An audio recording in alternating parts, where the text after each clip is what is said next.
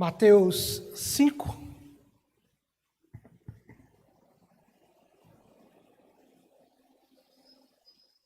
A partir do verso 27.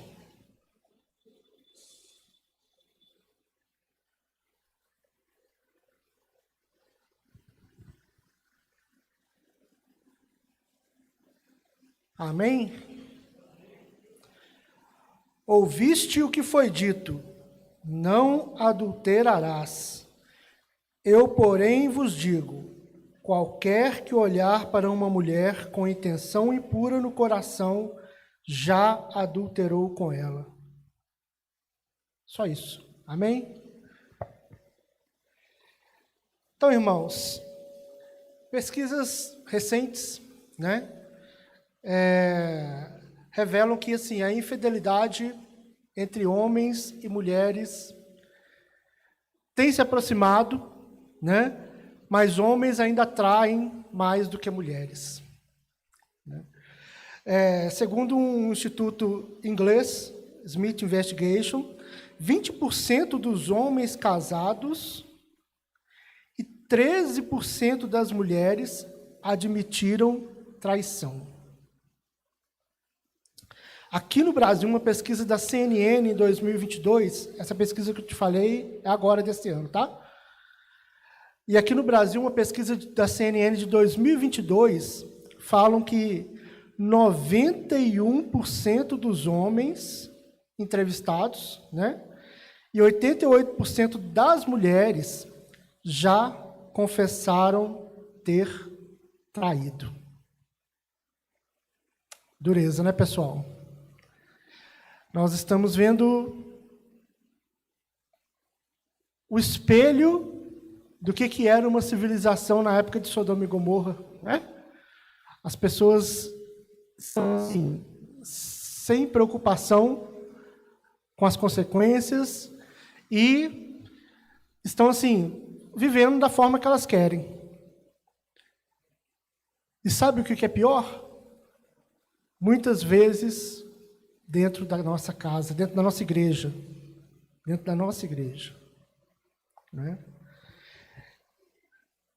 Então, assim, apesar de ser estatísticos, mostram assim, que o reflexo do coração das pessoas está longe do que é a vontade de Deus para a vida delas.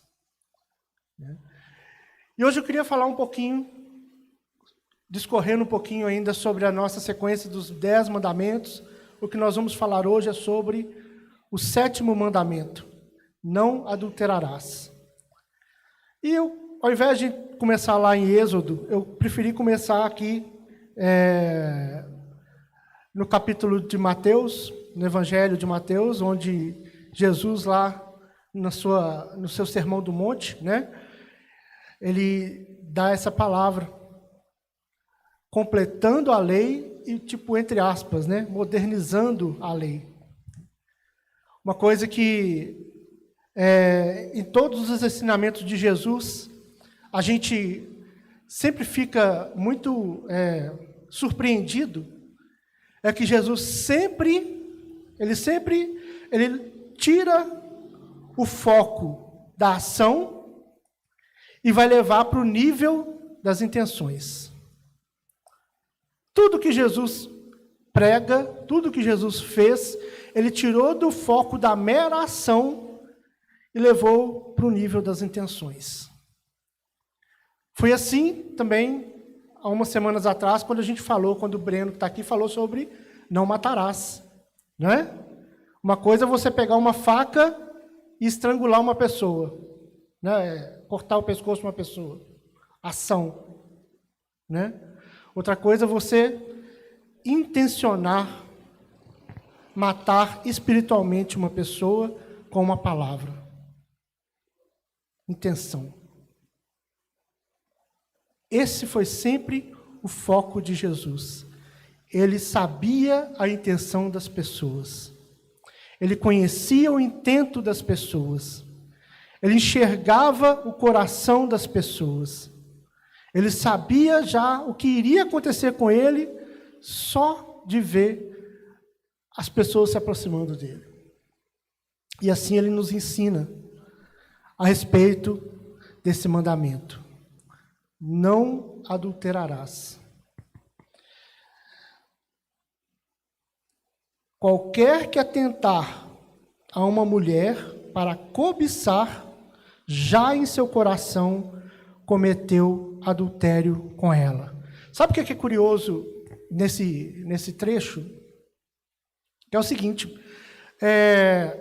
quando Jesus cita o mandamento não adulterarás, o povo estava assistindo a pregação dele, estava ouvindo a pregação dele no sermão. E com certeza tinha pessoas ali de vários tipos de conhecimento, mas com certeza a maioria ou quase todos eram judeus. Então eles conheciam bem os 10 mandamentos. Quando Jesus falou, não adulterarás, com certeza eles lembraram de todos os 10 mandamentos. Mas só que Jesus, ele faz uma mescla, ele faz uma junção de 2 mandamentos, que é o 7º, não adulterarás, e o 10º, que a gente vai falar daqui umas 2 semanas, né? Que é a cobiça.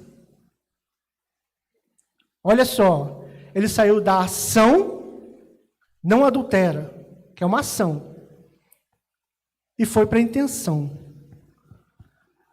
Porém, te digo, se você cobiçar a mulher do outro, você já está cometendo adultério. Então, o que eu imagino? E muitos relatos a gente vê aqui na palavra com relação a isso. Naquela época, na época depois da saída do povo do deserto, e chegando até Canaã e constituindo, né, a sociedade ali, os judeus começaram a criar suas leis, né? Então a gente vai ler lá em Levítico diversas leis com relação a pecados, diversas formas de você, entre aspas, né, pagar a penitência pelo pecado, né?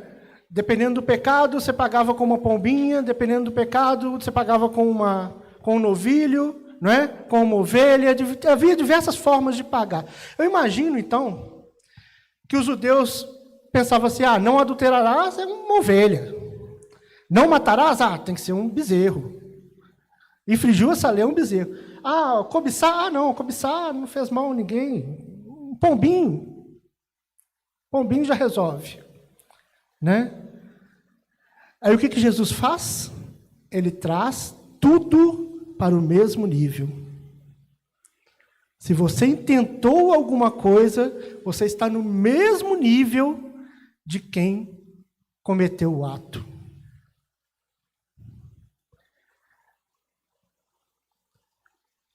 Diferente ainda até da questão lá do não matarás, que nós conversamos naquelas 2 semanas para trás, como o Breno falou aqui conosco, às vezes eu posso falar, fulano de tal não presta, né? Você não vale nada, ou, né, fulano. Eu ainda estou proferindo uma palavra, concorda? Eu ainda estou falando alguma coisa, eu ainda estou fazendo um ato. Não é um ato, literalmente, de matar, mas é um ato que vai matar espiritualmente aquela pessoa. Agora, o ato do adultério com a cobiça é diferente, é sutil, não é? As pessoas que estão ao redor não percebem, mas o peso do pecado é o mesmo.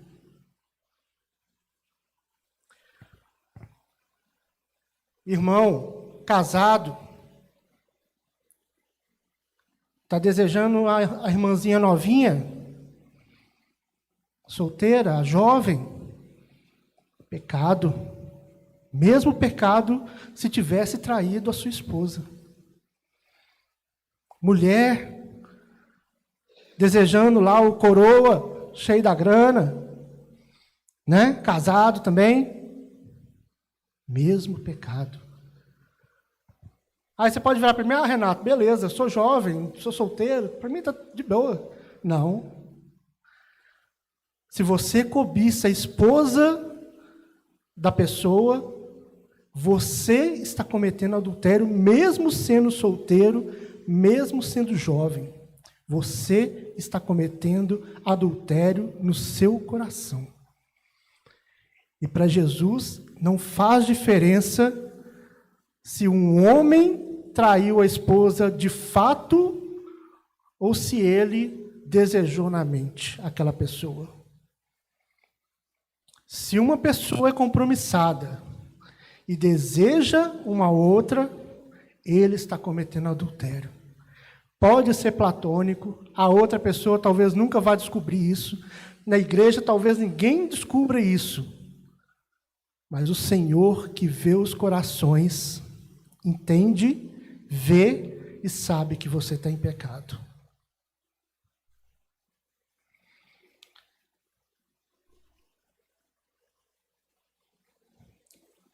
Então, o que Jesus fala aqui, mais à frente?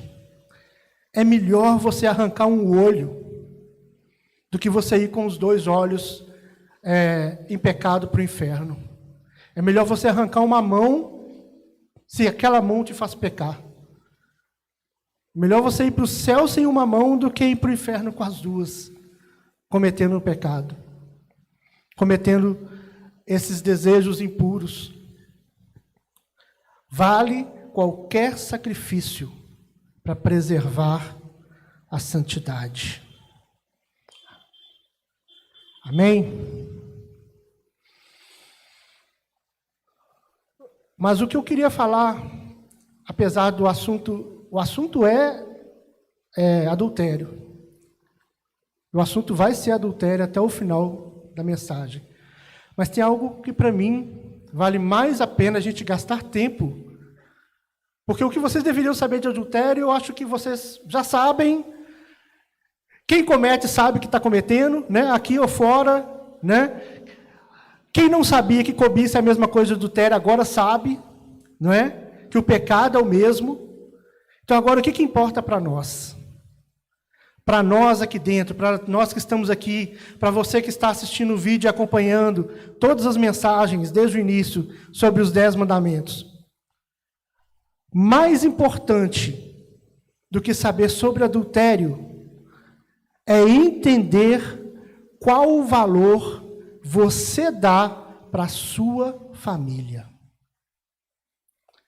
Mais importante do que você saber as sutilezas de um adultério ou de uma cobiça, o que eu quero deixar para nós aqui é que você entenda e que você busque a importância da sua família.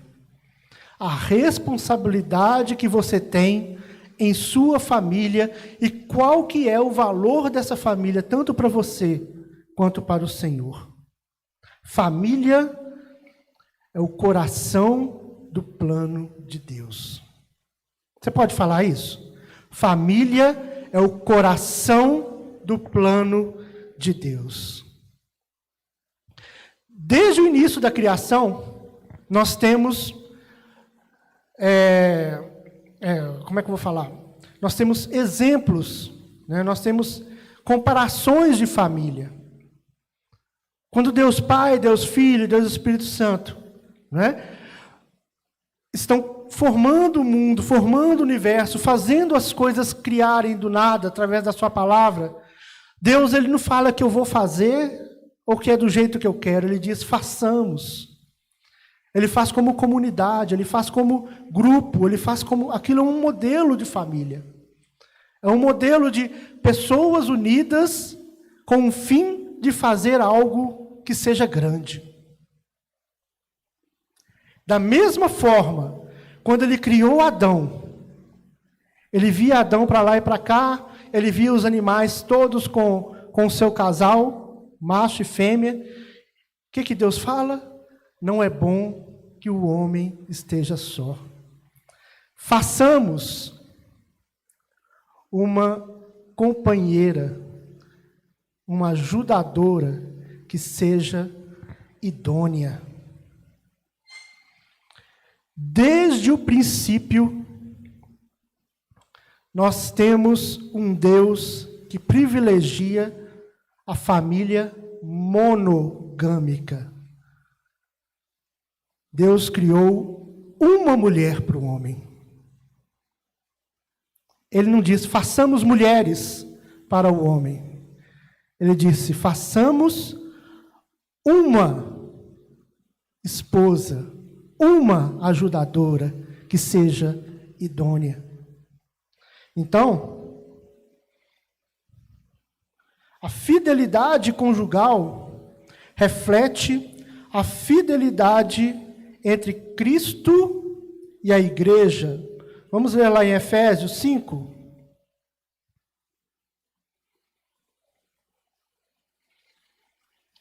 Do 25 ao 32. Maridos, amai vossa mulher, como também Cristo amou a igreja e a si mesmo se entregou por ela, para que a santificasse, tendo-a purificado por meio da lavagem de água pela palavra, para a apresentar a si mesmo igreja gloriosa, sem mácula, nem ruga, nem coisa semelhante, também, porém santa e sem defeito. Assim também os maridos devem amar a sua mulher como ao próprio corpo.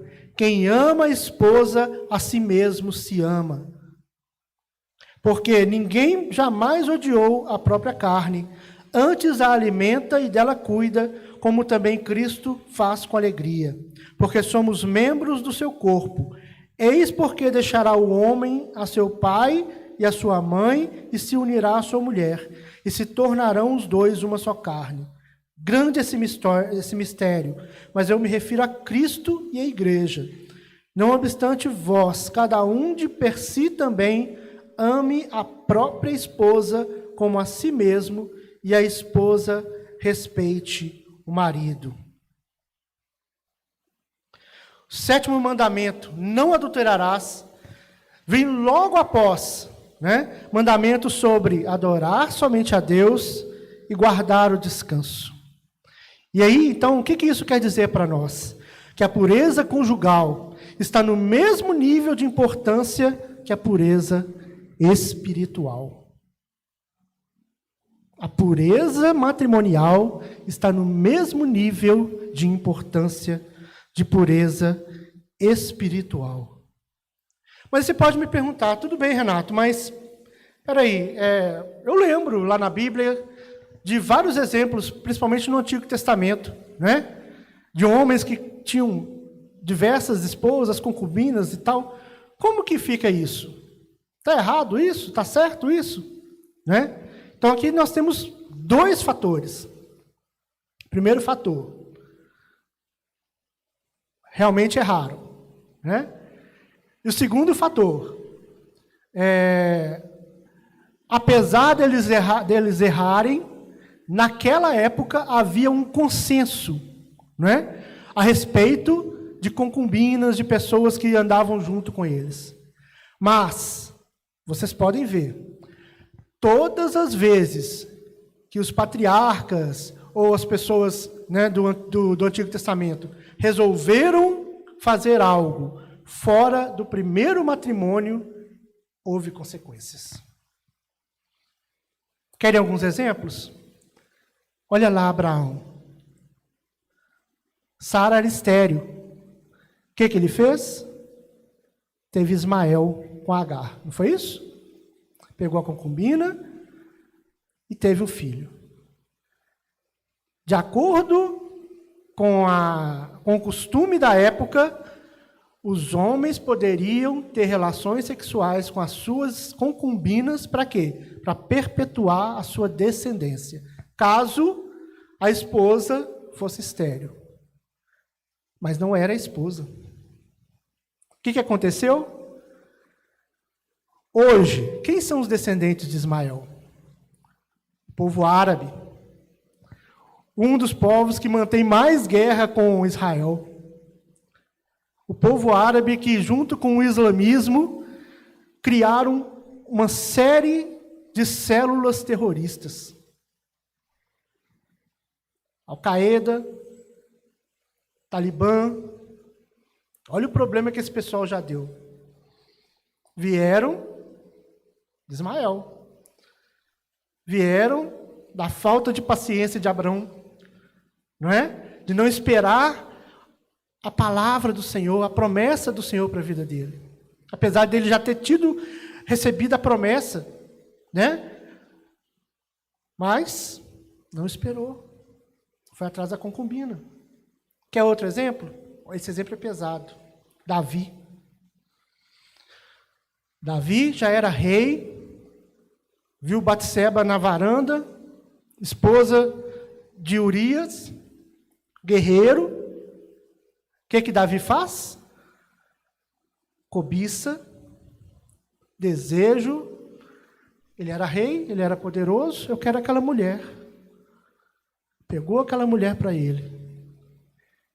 O que ele fez para ele não cair no adultério? Mandou Urias para a guerra, à frente de batalha, sabendo que ele ia ficar na mão. Planejou a morte de Urias. Resultado? Olha o que foi a família de Davi. Olha o que foi a família de Davi. O Absalão e Tamar, que foram filhos de Batseba, viveram um terrível drama, né?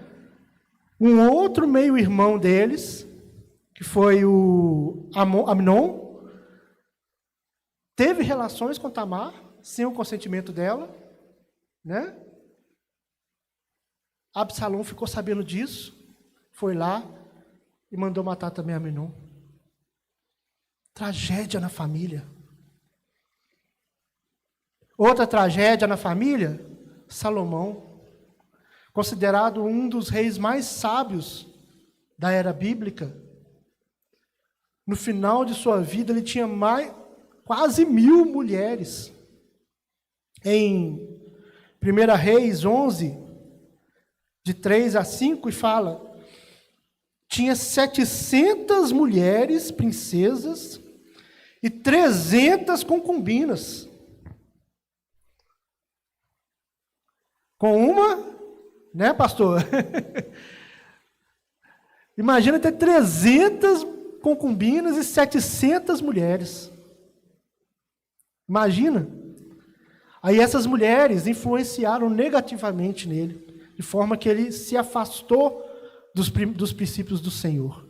E se deixou levar por toda a idolatria que elas traziam. Né? Vamos ler aqui o trecho todo. E tinha 700 mulheres, princesas, e 300 concubinas. E suas mulheres lhe perverteram o coração, porque sucedeu que no tempo da velhice de Salomão, suas mulheres lhes perverteram o coração para seguir outros deuses, e o seu coração não era perfeito para o Senhor, seu Deus, como o coração de Davi, seu pai, porque Salomão seguiu a Astarote, deusa dos Sidônios, e Milcom, com a abominação dos Amonitas. Todos eles começaram com um desejo não controlado. Todos eles começaram com a cobiça e caíram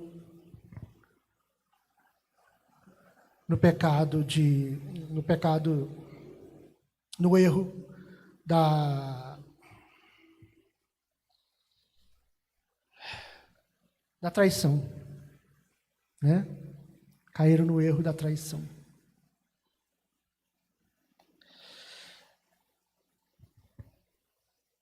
Então, o que nós podemos fazer?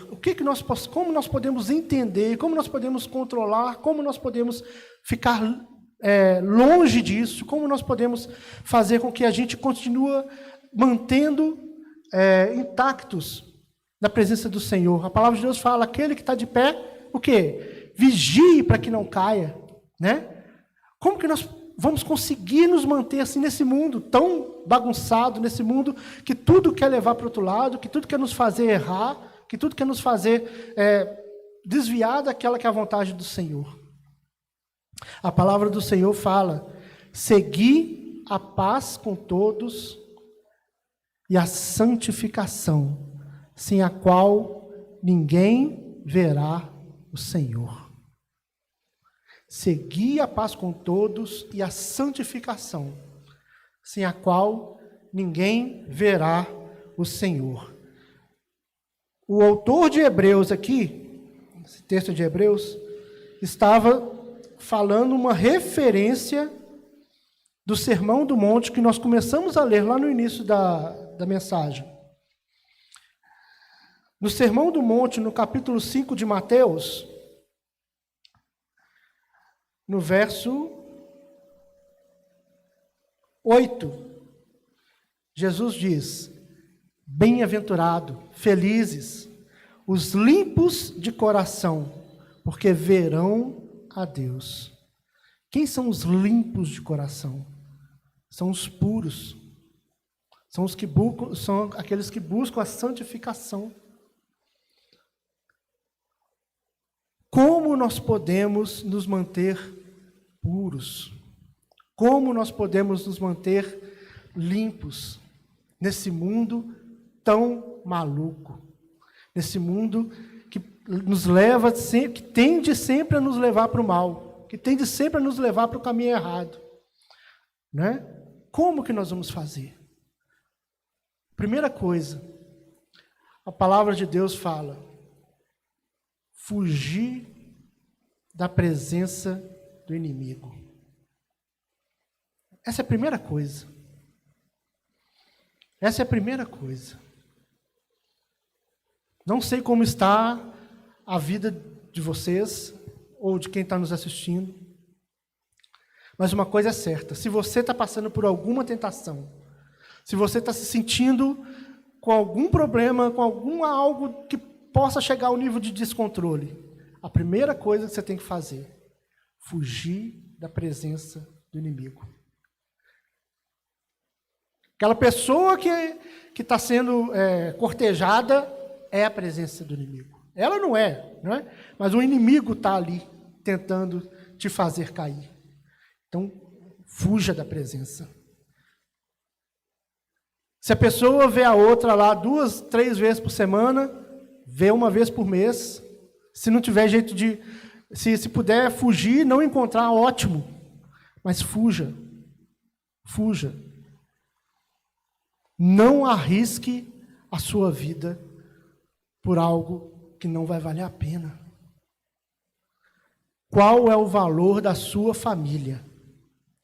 Qual é o valor da sua família? A família é um propósito de Deus, desde a criação. Ela é o primeiro lugar do discipulado. A família foi o início da igreja primitiva, não é isso? As pessoas iam de casa em casa, ajudando, como nós lemos aqui, ajudando quem podia, não é? E o evangelho era pregado, o evangelho era distribuído através dessas ações, através dessas boas vontades. E hoje, nós estamos, de certa forma, voltando às origens, né, com o nosso discipulado, usando famílias para levar a palavra do Senhor, para levar o conhecimento, para levar a unção, para levar a graça do Senhor. A família também é a base do caráter e de fé. E a família é o modelo do reino dos céus.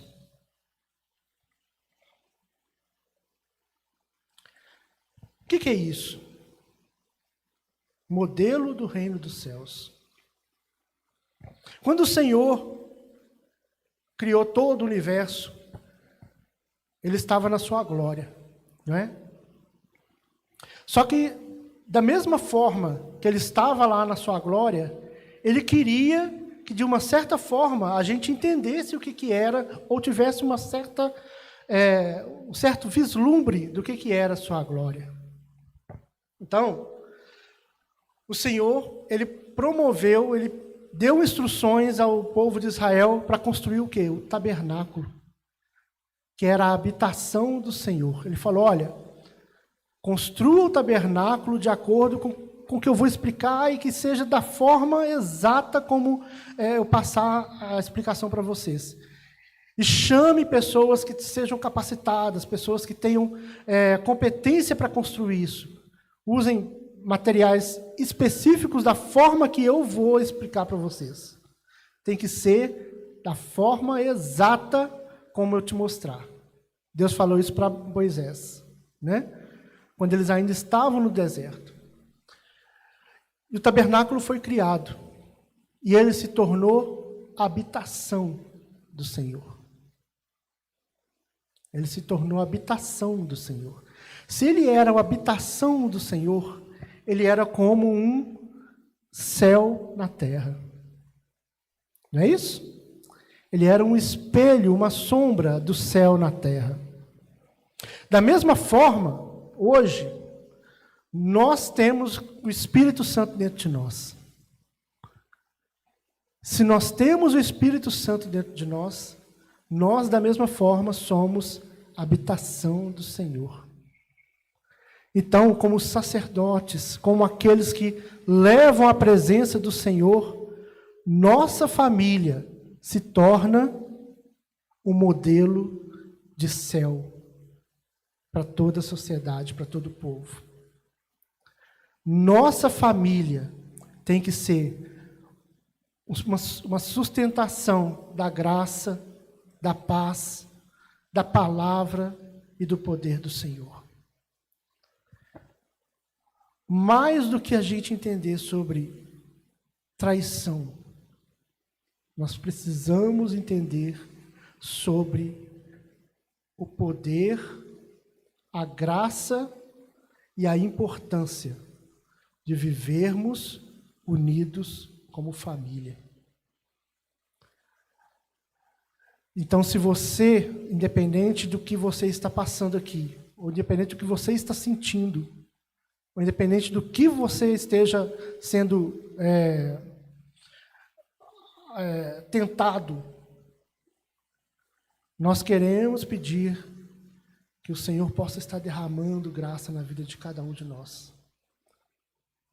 E que a gente consiga entender e buscar a unção e a graça para estar vivendo em família. Jesus valorizava a família, tanto que o primeiro milagre dele foi aonde? Foi no casamento, não é? E da mesma forma ele nos chama o quê? De filhos e herdeiros. Nós somos a família junto com ele. Quando um casal vive em santidade, a família se torna um altar onde o Senhor se manifesta.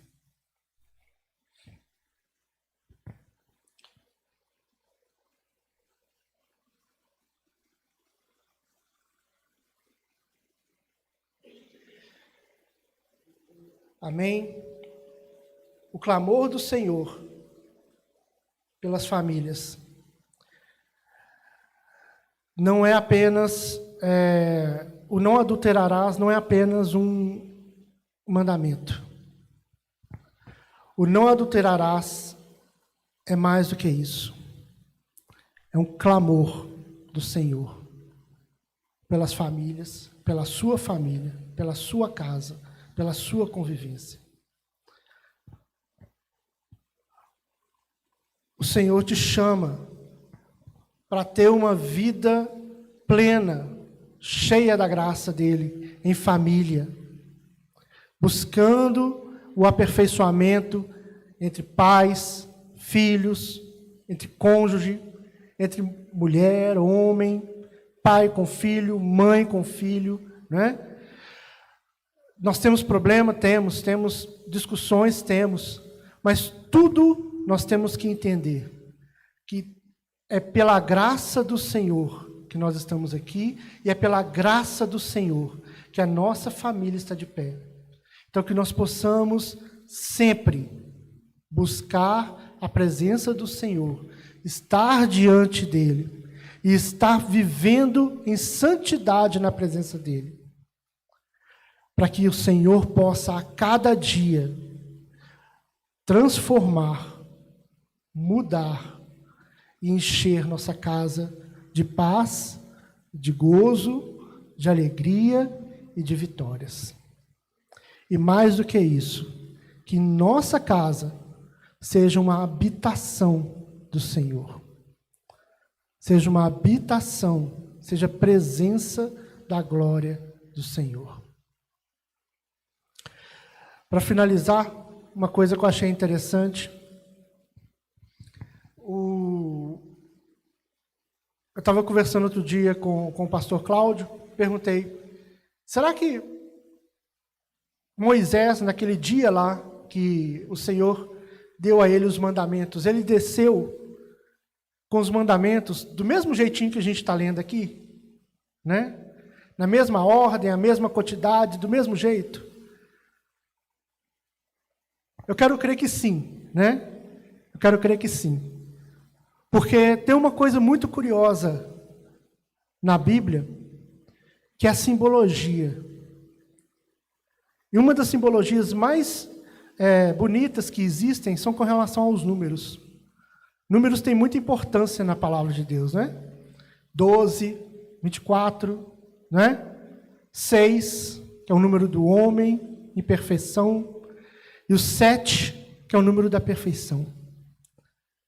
Quando eu lembrei disso, eu falei, será que foi coincidência o não adulterarás ser o 7º mandamento? Ser o mandamento da perfeição? Eu entendi que não adulterarás está no número 7, porque para Deus a família é um plano perfeito dele. Então ele quer evitar do máximo que a gente cometa esse erro. Não estou falando que ele é mais importante ou menos importante do que outro, mas ele está num lugar que simbologicamente representa a perfeição.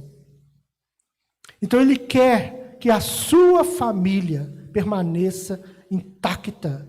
O plano dele, da família perfeita, o plano perfeito dele, é que a sua família seja salva, é que a sua família esteja intacta, é que a sua família esteja protegida, debaixo das asas dele, vivendo em comunhão, vivendo em consagração a ele. Que o Senhor possa fazer com que essa família, a sua família, a minha família, a nossa família, esteja debaixo da unção e da proteção dele.